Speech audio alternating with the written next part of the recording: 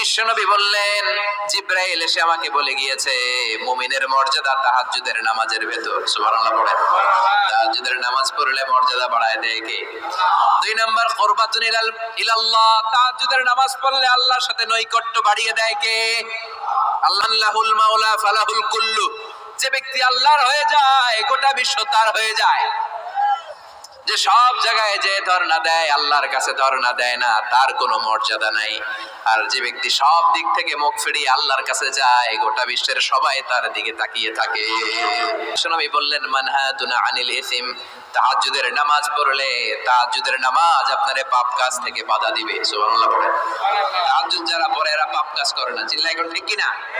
4 নম্বরে মুকাফফিরাতুল লিসাইয়্যাত, পাপ আর অন্যায় যদি কিছু হয়েও থাকে তাহাজ্জুদের নামাজ পড়লে তাহাজ্জুদের নামাজ পাপগুলোরে ধুয়ে মুছে সাফ করে দেয়। এজন্য তাহাজ্জুদ পড়ার